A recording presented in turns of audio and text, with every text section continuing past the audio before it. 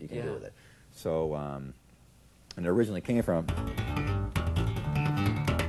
you know, that thing, and it's just going to extend it all over the neck. So there's a lot of ways you can approach tapping and hammering, and I try to encourage people to be unlimited. And every time you come up with something, understand, like for a long time in my solos, in the old days, I would always just, that's what that is. Kind of a raking, half hammer technique here. Get a really, get a real fast thing out of it. Now, and you're barring under there too, as well. Yeah, I'm holding these notes here, and barring here too. So look how little motion there is for all those notes. And now, and then just about a year ago, I finally realized, hey, why don't I try another chord, only the same technique? Yeah.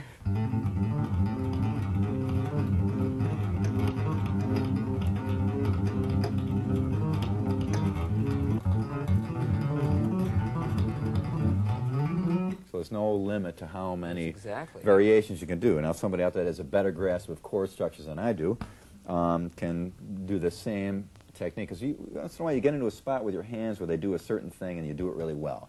A little bit of variation, you can change it around. So once you got a real good technique move, learn how to make it more musical. Right. Where a lot of guys get this technique thing and they just do technique, technique, technique, you know, all over the place. We realize that that's like your building block. Like when I first did hammer-ons and stuff like that, after a while I realized, oh, you can move that around, that hand, and you can move this hand around too. You can do extra finger. And so this pretty soon, you know, the whole world, everybody knows what the hammer-ons are all over the place. Right. So the same idea with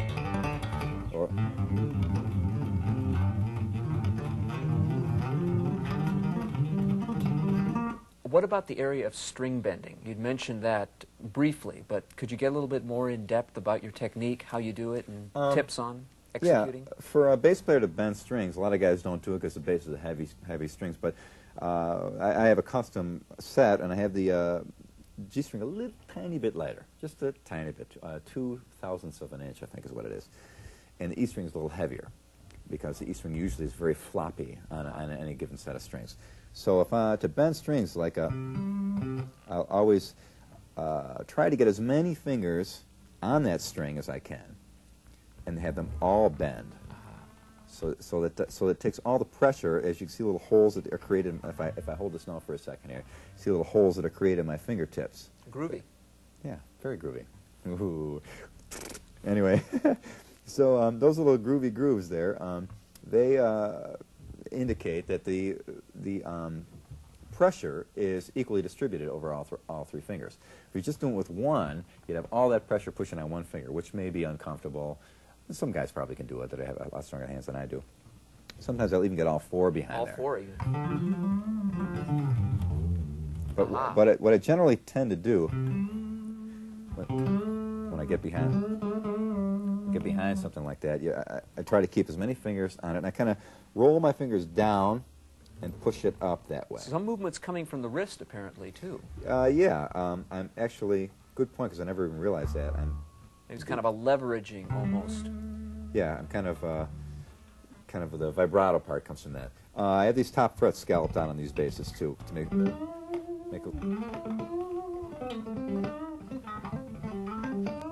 little easier to get underneath there, because on these higher notes, we're going to need a lot of pressure to bend them up. I tend to bend down underneath and push up. So you're in the scalloped area. Yeah, for these here. It's not always necessary to do that. I just happen to do that for myself. It's a little bit more comfortable? It seemed it. You know, it seems like it makes it, because you don't hit any wood there like you would down here. Hear that wood scraping up against it? Because I do a lot of high bends on the bass to try and get it to the highest note you can get out of the instrument. So generally the G string gets bent up. The D string is optional. I don't do too much bending on the D string, obviously. And then the A and the E are bent down. And now the E string you can really Boy, that's quite a long ways. So that's out of tune too now. But you can bend the E string quite a bit.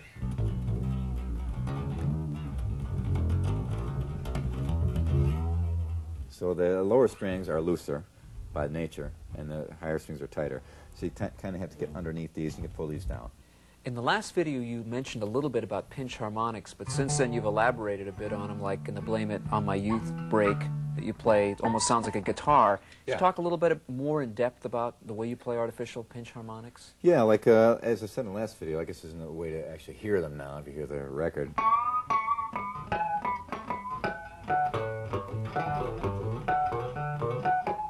A lot of it is limited. You can't really do a lot of fast picking because you got to. That's about as fast as you'll get. As I'll get anyway. Somebody else probably do faster. But anywhere on the string, there's a harmonic in there. So when you're playing live, you get that real. It's like our sound man in our shows uses that to kind of judge where the bass becomes sometimes the second guitar for moves like that while Paul's playing the chords and stuff. I'm doing that. What would it sound like if you played it without the harmonics, just for contrast? And then with the harmonics? Yeah. Something like that. Makes it much more interesting. Yeah, because it's colorful. If you don't really need the note for a root or something? Yeah, to establish. And it's also, if you did play like that, it kind of makes a lot of frequencies there. So we just kind of cut out the low frequencies and just go for the real high ones again.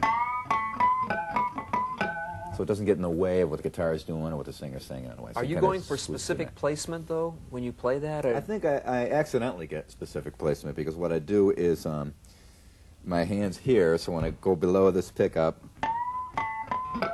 it's kind of you visualize against the pickup in relation to the pickup?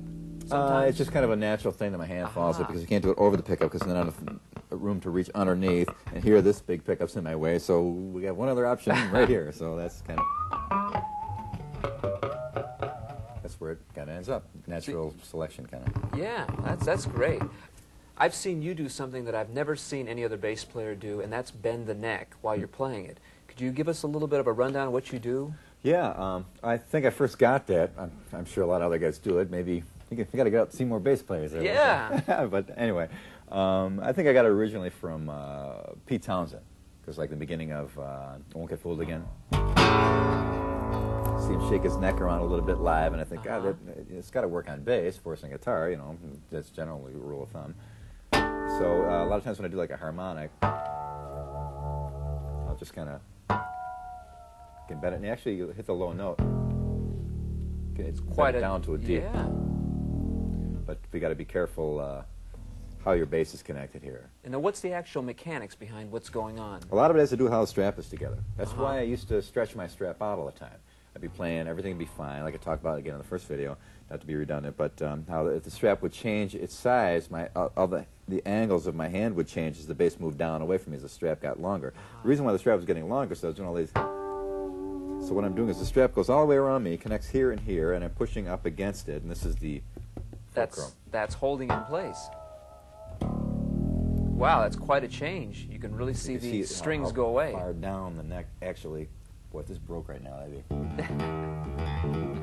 So there's a lot, it's kind of a way to simulate. I was going to say simulate the vibrato arm.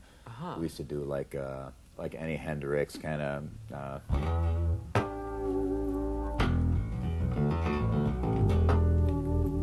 Get those little, there's some of that in the NV solo too. As a matter of fact, at one point you hear it going crunch, crunch. It's actually the wood and the screw kind of starting to pop out of the bass because I was in the heat of the moment there. I was pushing really hard on the bass. Sometimes live I'll just push as hard as I can.